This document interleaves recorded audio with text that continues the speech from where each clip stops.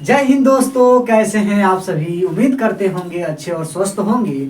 आपके परिवार PCS point Patna वाला में मैं अनिल सर तहे दिल से हार्दिक अभिनंदन स्वागत करते हैं। तो हो चुका है करंट अफेयर्स का आगाज, और यह जो होगा करंट अफेयर्स देखा जाए तो 15, 16 और 17 जनवरी का 2024 का जो मस्ट करंट अफेयर्स है वो लेकर आपके बीच आए हैं। और आज के सेशन में बहुत इंपॉर्टेंट बातें करेंगे, क्योंकि मैं लेकर आया हूँ brain booster dose 11th day. इसमें बातें होंगी, जो जीएस का पोर्शन होगा इसमें बातें हम करेंगे, लेकिन लगे हाथ महत्वपूर्ण ऑपरेशंस। तो एक तरफ महत्वपूर्ण योजना का भंडार लेकर आए हैं जो आपके एग्जाम्स के लिए बहुत ही इंपॉर्टेंट होगा मेरे मित्र। स्टार्ट करते हैं पहले क्वेश्चन की तरफ कि हाल ही में भारत सरकार किस स्टेट गवर्नमेंट के द्वारा ऑपरेशन अमृत योजना की शुरुआत किया गया है, और उसका टारगेट उस राज्य ने क्या रखा है।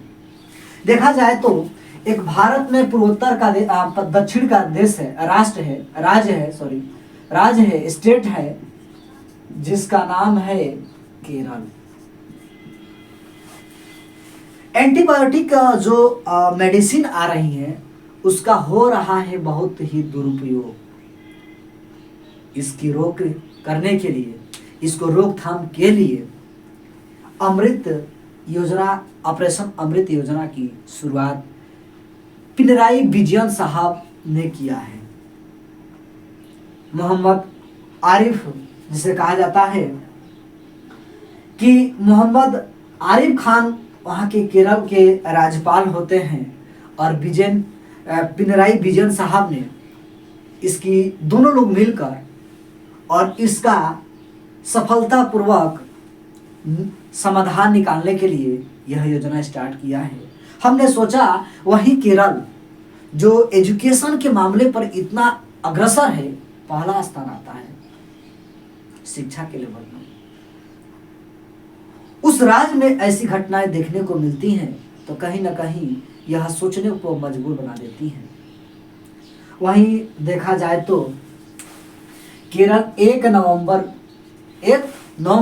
1956 में यह स्थापना होता है, इसकी स्थापना होता है। बात और हम करते हैं यही केरल, जिसकी कैपिटल्स की बात किया जाए तो तिरुवनंतपुरम है। राइट डाउन करने के लिए एक पेन और एक कॉपी उठा लीजिएगा, जो टू द पॉइंट लगे कि आपको नहीं पता है उसको लिखिएगा, और जो लगे कि हमको याद है रिवीजन स्लाइड हो जाएगा। मैं कहता हूं कि ऑपरेशन अजय यह क्यों चलाया गया, तो आप सबको अवगत होनी चाहिए कि इजराइल के द्वारा जब गाजा पट्टी पर अटैक किया गया तो हमने देखा कि फिलीपींस पर तो हमने देखा कि इजराइल से भारतीयों को लाना हमको बहुत प्राथमिकता लगा, और सुरक्षित रूप से ऑपरेशन अजय के द्वारा इजराइल से कहाँ लाया गया, तो इजराइल से भारतीयों को सुरक्षित हम प्रदान कर दिए। कहाँ? ऑपरेशन अजय के द्वारा। तीसरा पॉइंट देखते हैं कि ऑपरेशन कावेरी क्या होता है। ऑपरेशन कावेरी जो सूडान से क्या किया जाता है, तो हमारे इंडियंस को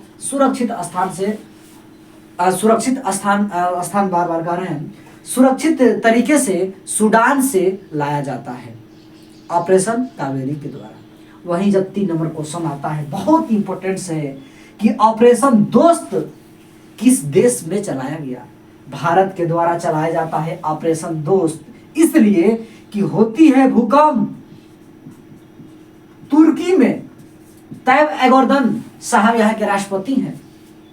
भारत का रिलेशनशिप बहुत गड़बड़ चलता है, उसके बावजूद भी ऑपरेशन दोस्त चलाकर भारतीयों को सुरक्षित लाया गया और इसके साथ ही साथ सहायता मुहैया भी प्रदान किया गया तुर्की को भारत के द्वारा।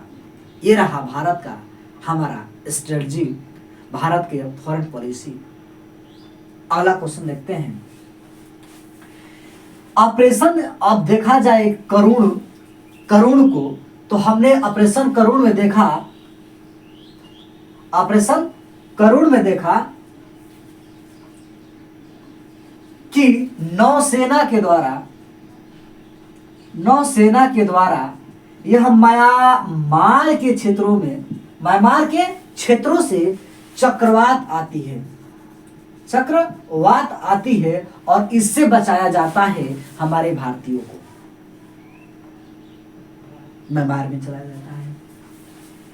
गंगा की जब आती है, तो गंगा आप सब जानते हैं कि जब रसिया के द्वारा यूक्रेन पर क्या किया जाता, अटैक किया जाता है, तो यूक्रेन से भारतीयों को जो पढ़ने के लिए गए थे, क्या डॉक्टरेट की पढ़ाई पढ़ने गए थे, तो भारतीयों को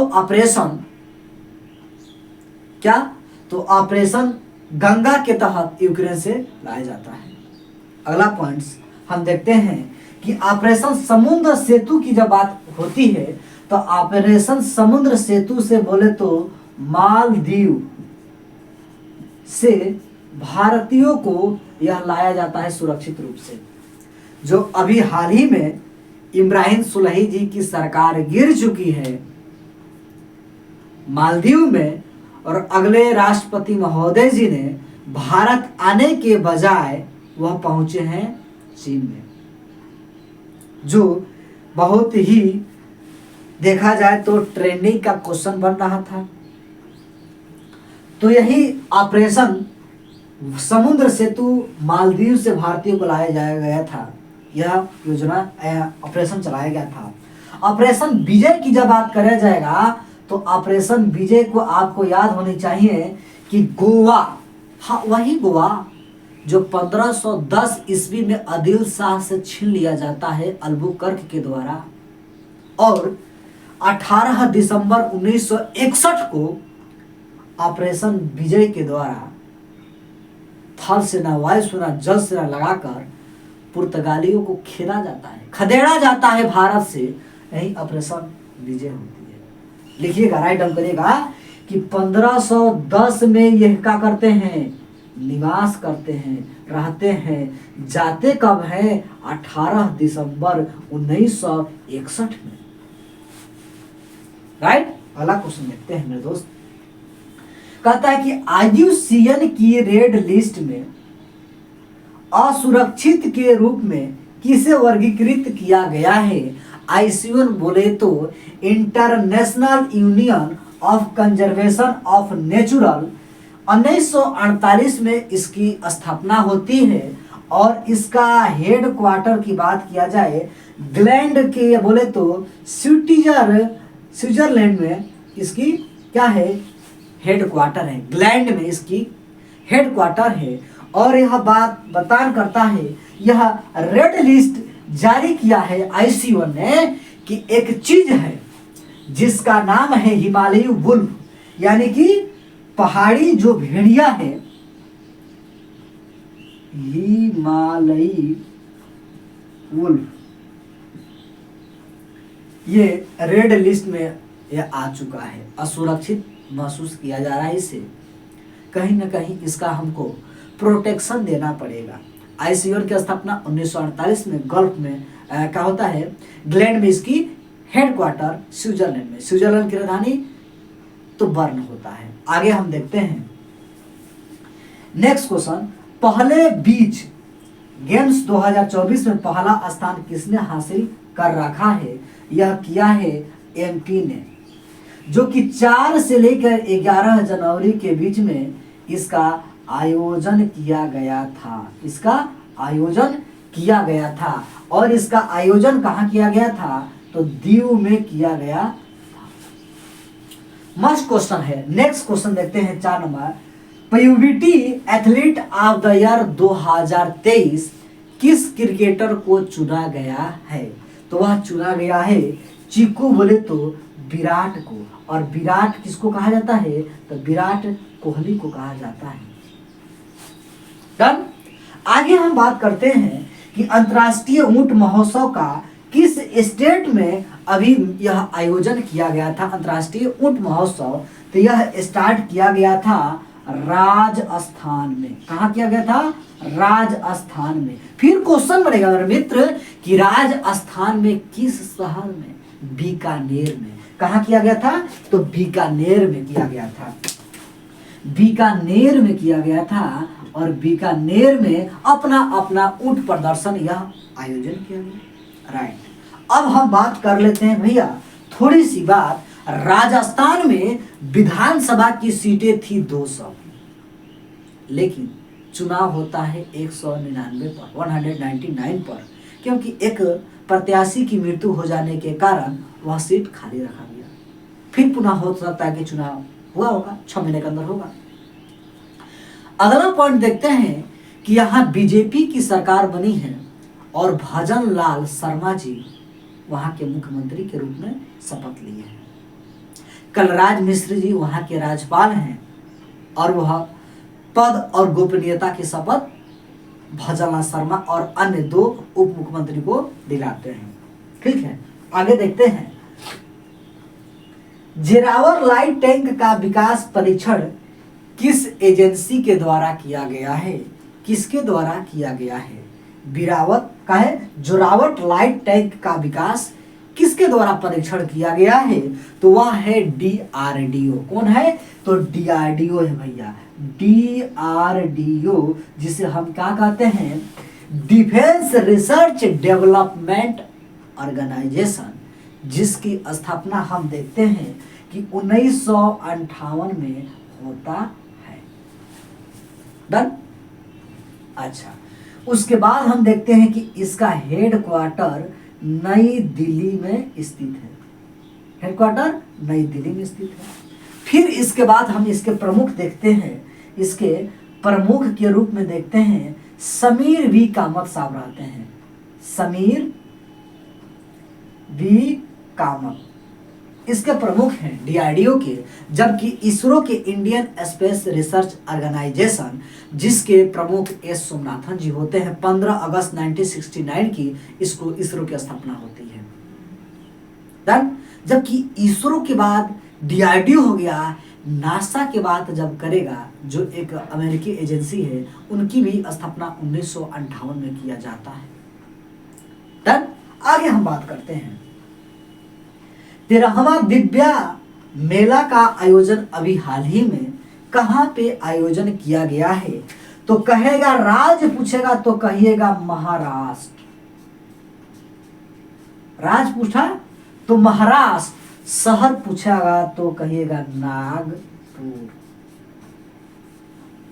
नागपुर। डन। नागपुर से अगर क्वेश्चन बन जाए तो नितिन गडकरी, शायद मैं अगर कंफर्म हो तो, नागपुर से संसदीय का क्षेत्र नितिन गडकरी शायद जीते हुए हैं। और नागपुर से अभी कांग्रेस का जो स्थापना दिवस मनाया गया, नागपुर से ही मनाया गया। अगला क्वेश्चन देखते हैं। ठंड बहुत है, बहुत ज्यादा ठंड है। खड़े हैं तो हाथ में गलन हो रही है, उसके बावजूद मैं डटा हुआ हूं। अभी कंटेंट अभी बहुत इंपॉर्टेंट है, बताना है। तो कहते हैं कि 13वां दिव्या मेला का आयोजन महाराष्ट्र के नागपुर में स्टार्ट किया गया और महाराष्ट्र के मुख्यमंत्री के रूप में, जिसे हम जानते हैं एकनाथ शिंदे महाराष्ट्र के मुख्यमंत्री हैं। उप मुख्यमंत्री बने हुए हैं देवेंद्र फडणवीस। डन। और शिवसेना के कमान मिल चुका है, वहां के स्पीकर के द्वारा दे दिया गया है कि शिवसेना का जो प्रमुख की होगी, अगर चुनाव प्रतीक का बात किया जाएगा तो उसका प्रतीक चिन्ह तो एकनाथ शिंदे गुट को ही जाएगा। डन। चलिए, इसके बाद हम नेक्स्ट क्वेश्चन की बात करते हैं। गंगा सागर मेला कहां पे आयोजन किया जाता है? वेस्ट बंगाल, पश्चिम बंगाल में। गंगा सागर मेला पश्चिम बंगाल, ममता बनर्जी की नगरी। नेक्स्ट कहते हैं कि कुंभ मेला का आयोजन कितने क्षेत्रों में किया जाता है, कितने स्थानों पे किया जाता है? तो 4। पहले कहेंगे प्रयाग, हरिद्वार, उज्जैन और नासिक। उज्जैन, नासिक, हरिद्वार और प्रयाग। जो 2025 में कुंभ मेला का आयोजन उत्तर प्रदेश के प्रयागराज में आयोजित किया जाएगा। आगे क्वेश्चन कहता है कि सूर्य ग्रह मेला किस स्टेट में यह आयोजन किया जाता है? सूर्य ग्रह मेला का आयोजन हरियाणा राज्य में आयोजन किया जाता है। जो हरियाणा की राजधानी चंडीगढ़, पंजाब की राजधानी चंडीगढ़ और हरियाणा के मुख्यमंत्री मनोहर लाल खट्टर, जबकि पंजाब के मुख्यमंत्री भगवंत मान आम आदमी पार्टी के, और एक तरफ देखते हैं हरियाणा में बीजेपी पार्टी के। डन। आगे देखते हैं हेमिस गोम्पा मेला जो किया जाता है। हेमिस गोम्पा मेला का आयोजन लेह लद्दाख में मनाया जाता है। लेह लद्दाख में मनाया जाता है। जबकि अगर अंबुबाची का मेला पूछे तो असम में मनाया जाता है। लेह लद्दाख के अगर उपराज्यपाल तो लेफ्टिनेंट जनरल बी.डी. मिश्रा साहब हैं, जबकि असम के राज्यपाल गुलाब चंद्र कटारिया द्रौपदी मुर्मू जी ने नियुक्त किए हैं। असम के मुख्यमंत्री के रूप में हेमंत बिश्व शर्मा बने हुए हैं। असम की राजधानी दिसपुर और वहीं पे है गिर नेशनल पार्क। बात किया जाए तो नौचंडी मेला का आयोजन यूपी पुलिस के लिए स्पेशल होगा यह क्लास नौचंडी मेला, और नौचंडी मेला का आयोजन उत्तर प्रदेश में किया जाता है। नेक्स्ट क्वेश्चन मेरे दोस्त देखते हैं जो ये बहुत ही इंपॉर्टेंस बनाता है। कहता है नेक्स्ट क्वेश्चन कि मुनवर राणा जी का हाल ही में निधन हो गया, उनका संबंध किससे था? बहुत ही लोकप्रिय ये व्यक्ति थे जिनका संबंध देखा जाए तो उर्दू शायर थे। क्या थे? उर्दू शायर थे। जब शायर की बात आती है तो मुझे याद आता है मोहम्मद गालिब जी का। मोहम्मद गालिब जी 1857 के विद्रोह को अपने आंखों से देखा था। मिर्जा गालिब साहब उत्तर प्रदेश के ही आगरा में इनका जन्म हुआ था। और जब शेर की बात आती है तो दहाड़ते हुए कहता है, क्या कहता है कि जो मुस्कुरा रहा है, जो मुस्कुरा रहा है उसे दर्द ने पाला होगा। जो मुस्कुरा रहा है उसे दर्द ने पाला होगा, जो जल रहा है उसके पांव में तो छला होगा। जो चल रहा है उसके पांव में तो छला होगा। बिना परेशानियों के कोई चमक नहीं सकता। बिना परेशानियों के कोई चमक नहीं सकता। जो जलेगा, जो तपेगा उसके तो ही क्या होगा? तो उजाला होगा। उसके ही तो भविष्य में क्या होगा? उजाला होगा। उसका ही भविष्य उजाला होगा। बात करते हैं उसके ही भविष्य उजाला होगा। ठंड के मौसम में आप लगातार इस क्लास को देख रहे हैं, स्टडी कर रहे हैं, तो कहीं ना कहीं रात जितनी घनी होती है सवेरा उतना ही उजला दिखाई देता है। ये खासियत है नेचर का। अगला क्वेश्चन देखते हैं मेरे मित्र। कहता कि प्रधानमंत्री जी के द्वारा एक योजना स्टार्ट किया गया और इस योजना का नाम क्या था जिन्होंने पक्के घरों के लिए 540 करोड़ रुपया पहली फंड की राशि किस्त जारी कर दिया है। 540 करोड़ रुपया, उस योजना का नाम क्या है आप बताने का प्रयास करिएगा। तो उस योजना का नाम है जनमन योजना। तो जनमन योजना के तहत प्रधानमंत्री नरेंद्र मोदी जी ने पक्के घरों को लिए यह 540 करोड़ रुपया का पहली किस्त जारी कर दिए हैं। और देखते हैं प्रमुख योजना की बात किया जाएगा तो मेरे मित्र प्रमुख योजना जनधन योजना 2014 में, स्किल इंडिया योजना 2014 में, मेक इन इंडिया इंपोर्टेंट होगा, स्टार लगाइएगा। 2014 में नमामि गंगे, जिन्होंने नरेंद्र मोदी जी ने अपना जो मिला हुआ था उनको पुरस्कार टोटल नमामि गंगे में, उसको बीकानेर क्या बोलते हैं, बीकानेर कह रहे हैं, नीलामी करके जितना पैसा आया था उनको मिला हुआ था नमामि गंगे में लगा दिया। 2014 में इसकी शुरुआत होती है। बेटी बचाओ और बेटी पढ़ाओ की जो योजना होती है 2015 में पानीपत से 22 जनवरी 2015 से स्टार्ट होता है बेटी बचाओ और बेटी पढ़ाओ, लेकिन कहीं ना कहीं ये असफल के घेरों में घिरा हुआ है। अब इसका कारण आप मूल्यांकन कर सकते हैं। अगला क्वेश्चन, प्रधानमंत्री मुद्रा योजना कोई जानता नहीं होगा, 2015 में इसकी शुरुआत होती है। हाँ, डिजिटल इंडिया की शुरुआत 2015 में होती है, स्टार लगा लीजिएगा, बहुत इंपोर्टेंस होगा। उड़ान योजना, उड़े देश के नागरिक, हवाई चप्पल पहनने वाला व्यक्ति हवाई जहाज में बैठ सकता है, शुरुआत होती है 2017 में। और स्माइल योजना कोई नहीं जानता होगा, इंपोर्टेंस नहीं है, 2022 में। अग्निपथ योजना 2022 में स्टार्ट होता है। नेक्स्ट क्वेश्चन देखते हैं। नीति आयोग की रिपोर्ट कहता है कि पिछले 9 सालों के दौरान कितने लोगों को गरीबी रेखा से बाहर निकाल दिया गया है, और गरीबी रेखा से बाहर निकल के वह अपना सामान्य जीवन जी रहे हैं, यह नीति आयोग की रिपोर्ट बता रही है। तो यह बता रहा है क्या कि यह बता रहा है कि 24.8 करोड़ लोगों को यह गरीबी रेखा से बाहर निकले हैं 9 वर्षों के दौरान। 9 वर्षों के दौरान 24.8 करोड़ लोग गरीबी रेखा से बाहर निकले हैं। वही नीति आयोग, जिसकी शुरुआत 1 जनवरी 2015 से होता है। 1 जनवरी, खात बहुत ठंडा हो चुका है, लिखा नहीं जा रहा है, 1 जनवरी 2015 से। इस योजना का नाम तो पहले योजना आयोग था, 1 जनवरी को नीति आयोग बना दिया जाता है। और इसका प्रमुख जो होता है, इसका जो अध्यक्ष पूछे तो इसका अध्यक्ष रहता है पीएम, बोले तो प्रधानमंत्री, प्राइम मिनिस्टर ऑफ इंडिया, यानी कि नरेंद्र मोदी हैं। जबकि इसके सीईओ की बात किया जाए तो इसके सीईओ है बी.आर. सुब्रमण्यम जी इसके उपाध्यक्ष सीईओ हैं। जबकि बात किया जाए इसके उपाध्यक्ष के, सुमन बेरी जी इसके उपाध्यक्ष हैं। सुमन बेरी जी इसके क्या हैं तो उपाध्यक्ष हैं। तो हेलो दोस्तों, ब्रेन बूस्टर डोज में लेकर आ चुके हैं मोस्ट क्वेश्चन जीएस का।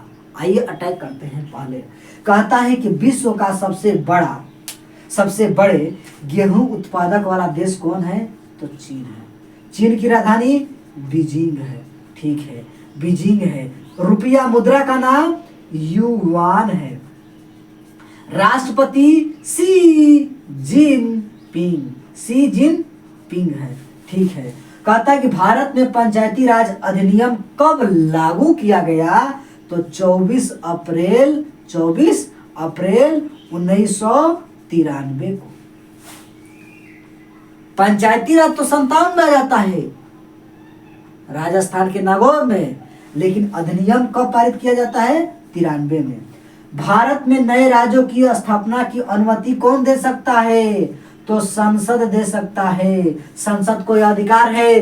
क्यों, किस आर्टिकल में निहित करता है भैया, तो यह आर्टिकल निहित में कहता है 2 और 3 में। नए राज्यों की स्थापना, नए राज्यों का प्रवेश, ये सब संसद की बातें कहता है। अगला क्वेश्चन है कि भारत में मुस्लिम राज का संस्थापक किसे माना जाता है। मोहम्मद गोरी को माना जाता है। कनिष्क को क्या कहा जाता है। कनिष्क को द्वितीय अशोक के नाम से जानते हैं। द्वितीय अशोक के नाम से जानते हैं मेरे मित्र, मेरे भाई, द्वितीय अशोक के नाम से जानते हैं। लेकिन अशोक को बात किया जाए, अशोक किसका पुत्र आता है, बिंदुसार का।